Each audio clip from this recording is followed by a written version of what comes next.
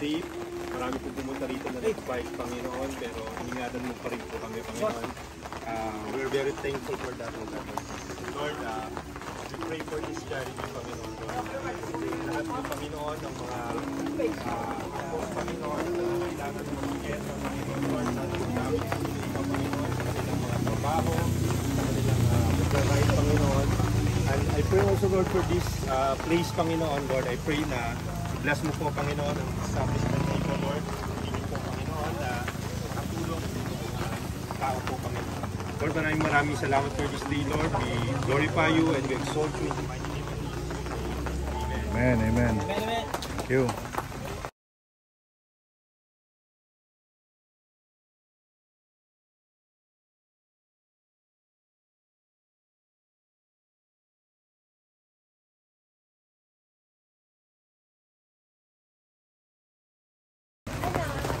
Alright guys, so we are now choosing, a lot of them are choosing for the charity work. Ang ganda to, may mga brand new dyan kung marunong lang kayo maghanap.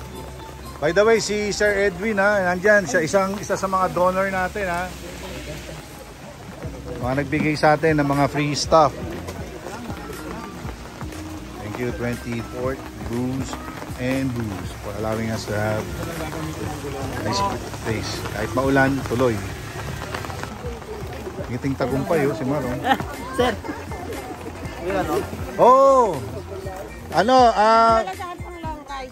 Okay, sige.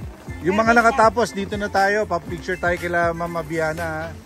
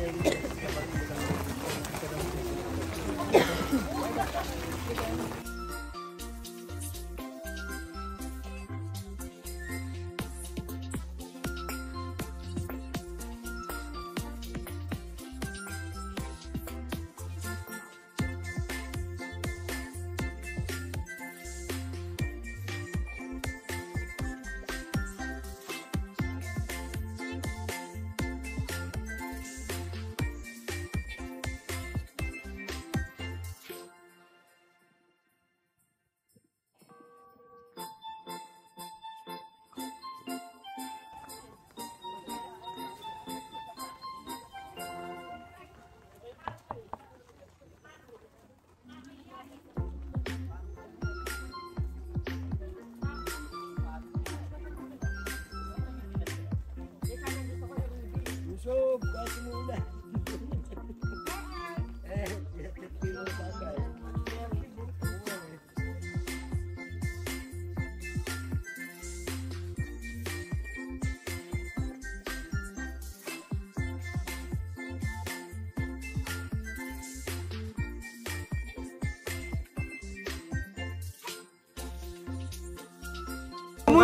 Pumunta lang siya rito para doon sa latag ni Eyesight. Sa 24th.